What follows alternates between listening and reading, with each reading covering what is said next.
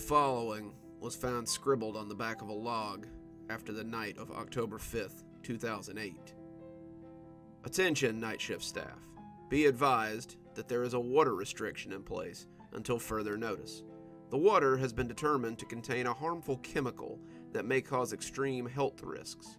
The warden will advise when the water restriction is lifted. I looked over at the day shift officer, who was collecting his things and preparing to leave. What's all this about? He looked at me absent-mindedly and scrunched his face up in deep thought. I relieved McMillan most days, and he always managed to look like conscious thought was a lot of effort. He never struck me as a deep thinker. The longer I interacted with him, the more I realized that the department's standards were slipping pretty low if he had made the cut. McMillan looked like the effort of flexing all 12 of his brain cells might start a fire, and it took him a few minutes before he came up with an answer. Oh yeah, not supposed to use the water. Major said so when he came to put up the sign. I rolled my eyes. McMillan had told me nothing that I couldn't have gleaned from the notice. Yeah, but for how long? Till you hear otherwise, I guess, he said with a shrug. Then he left, and it was just me in the dorm and 150 warm bodies.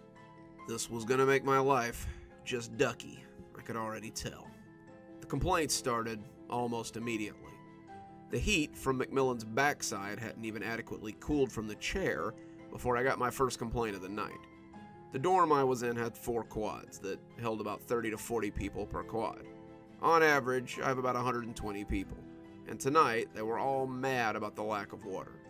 The fellow at the squawk box, his fingers smashing the button hard enough to go through the wall, looked like he ate push-ups and crapped sit-ups on the daily.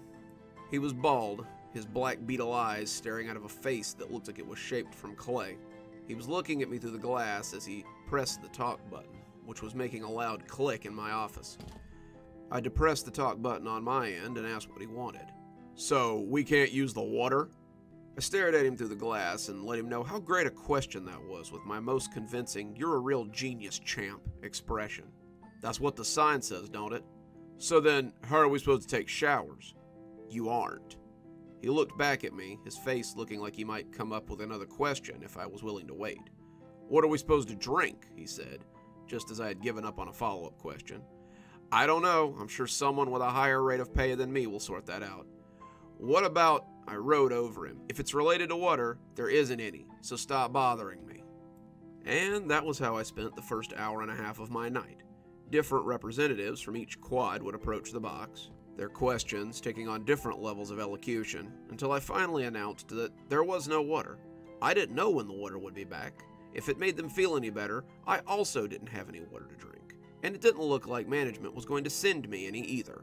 So, unless their further questions had to do with something other than water, and when it was going to come back on, I had no answers.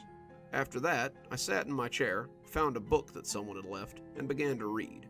I could see them out of the corner of my eyes, though. Some of them had taken the news meekly, but most had formed into tight little angry groups that seemed to be holding individual powwows about the water situation. I saw a lot of furtive looks cast my way, but I didn't let on that I had seen them, and just kept reading. The situation was out of my hands. If management wanted to send down some water kegs or plastic bottles or a goddamn tidal wave to wash us all to hell, that was fine with me. The weirdness didn't happen until about 8. No one had come to help me count, so I just hadn't gone out to count at 7 o'clock. This was not uncommon, but no one had called to bother me about it either. No one showing up might be an everyday occurrence, but the control room not shouting about it was something different. Control liked to have their count on time, damn it. If it wasn't called in, then there was hell to pay, and their lack of communication was unsettling. The radio hadn't made any noise either, but that was nothing to get excited about. I might have had a bad radio. It was always possible that, for once, no one had anything to say. These thoughts soon slipped out of my mind, however, when Wharton approached the fountain. Now, Wharton was a typical inmate. He was slight, pigeon-chested, with a uniform that hung off him and a shaved head that was sprinkled with stubble. While the others had been holding a council, Wharton had been staring at the water fountain. After about an hour and a half, I'd only been pretending to read my book, and was instead staring at him over the top of the Stephen King novel I had found under the desk. His simple, inbred face was held in the mirage-like grip of the silver drinking fountain. and he darted his tongue across his parched lips as he thought about the bounty that must be inside. He had likely drunk something today, a beverage with lunch, or a sip of something cool from the keg they kept on the yard that was refilled by maintenance. But it's strange how being told that you can't have something makes it so important to you. I watched as he got up after staring at the thing for nearly an hour and a half. He walked over to press the button, and I expected nothing to come out but a little puff of air and disappointment. To my surprise, a stream of water arced into the bowl of the fountain. Wharton looked at it with surprise as a smile stretched across his face and he began to drink. The others in Quad 2 looked over at Wharton and seemed to notice that the water was working again. They glared over at me. Why hadn't I told them about this revelation? They went to stand behind Wharton as he drank from the fountain, wanting their turn at the cold, crisp water. His smiling face was gulping it down as he looked euphoric. But after a few moments, his laughing friends became less friendly. They slapped at Wharton, wanting to drink some of the water as well. The bald one who had asked the initial question pushed him out of the way like a rag doll, sending him sprawling as he bent to drink. Wharton lumbered up like a wild animal, and the brute had taken no more than a few sips before Wharton threw him from the fountain violently, his head leaving a red smear across the wall. Wharton bent to the fountain like a starving animal. He gulped down mouthfuls of water, the rest sliding down his chin. The big bald brute came shakily back to his feet, a cut on his head leaking blood, and grabbed Wharton by the shoulders. I thought he might beat him to death right there. Instead, he tossed him back into the day room like a sack of trash. Wharton slammed into the concrete bench, his arm bending strangely as the other man went back to drinking the water. The others who had walked over with him stepped away, not wanting any part of what was going on. To my surprise, Wharton got up and staggered towards the fountain again. His arm was quite clearly broken, but he lifted the wounded hand to his mouth and sucked the blood coming from his purpling hand. I looked back to the guy at the fountain and saw that he hadn't even noticed Wharton approaching. He was drinking water like he'd never seen the stuff. The water was sliding down his chin, his throat working furiously as he guzzled it down, oblivious to the world. I turned back to Wharton and sucked in air as I noticed the shank in his unbroken hand. He had curled his broken arm to his chest, shuddering as it spasmed, but his other hand had found a short, crude little weapon made from twisted metal. He ran up to the drinker, and as his friends called out, it was too late. Wharton stabbed him 12 times, but the drinker never stopped, never even winced, as Wharton rammed the knife into his kidneys. When the drinker slid down the fountain, his lips were still sucking at air like a nursing infant. As Wharton took his place, standing over the corpse as he drank, I heard panicked banging coming from the other side of the dorm. Robinson was my houseman in Quad 3. He was an older lifer who made the best of his situation and never complained. I had seen him many mornings in the day room, a cup of coffee in one hand and yesterday's paper in the other, taking his ease before he started cleaning for the day. He was an amiable guy, and I found that I liked him as far as inmates went. He was not the one knocking at the glass.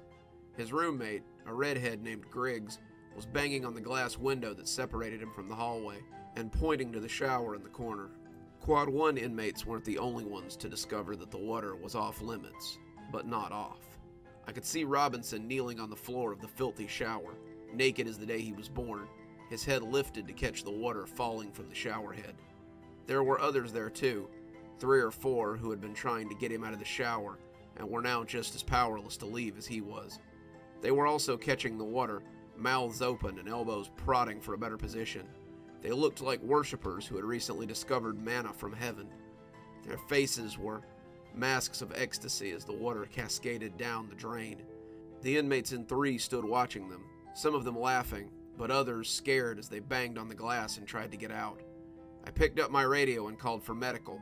I had no other choice. I had an inmate bleeding in Quad 1, and I had several others displaying strange behavior. The protocols were very clear on what I had to do. I had to get someone down here to help. I called for emergency traffic, called for medical, and an A-team response. After 5 seconds of nothing, though, I called it again. The static had a pregnant dread about it as I stood staring into the walkie. The A-team response usually brought all kinds of people running.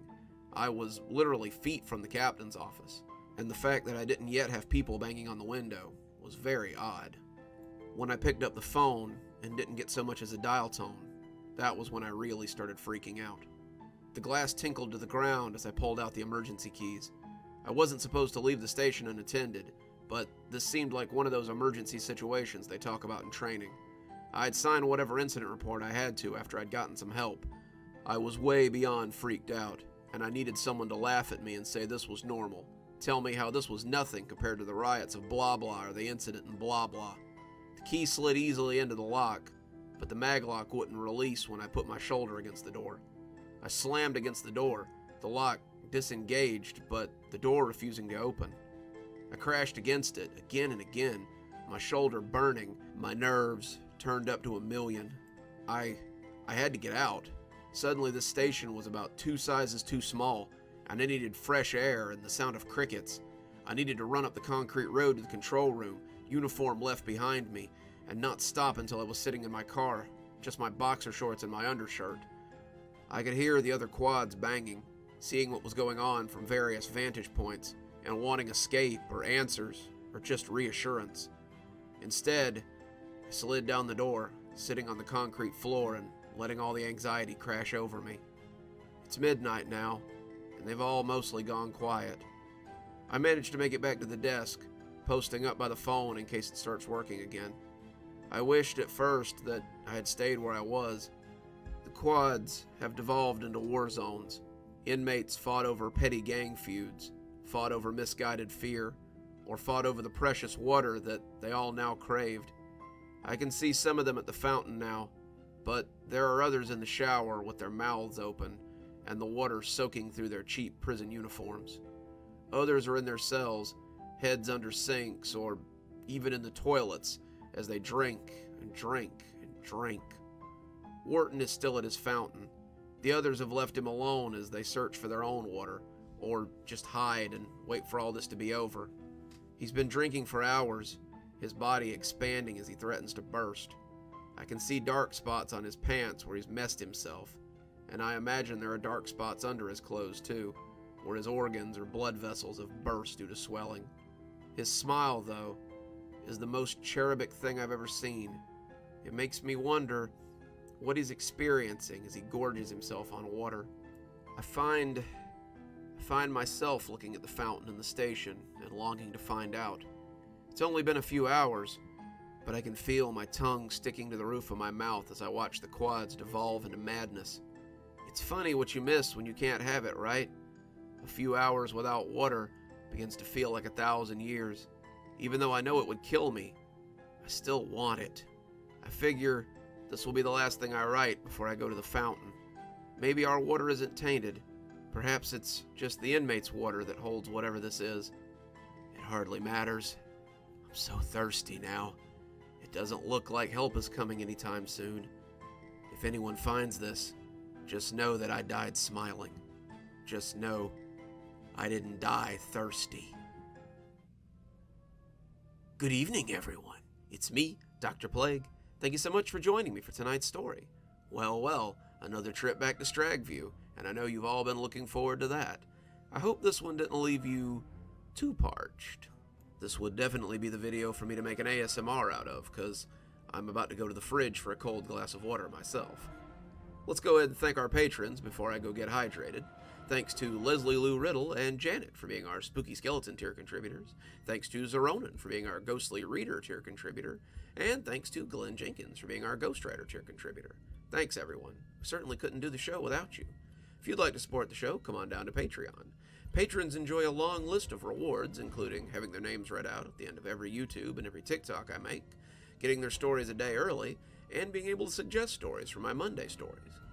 If that sounds like something you might be into, come on down. For just $5 a month, you too can be one of my patrons and help support the show you love so much. And as always, thanks for stopping by. Dr. Plague, signing off. Have a wonderful evening.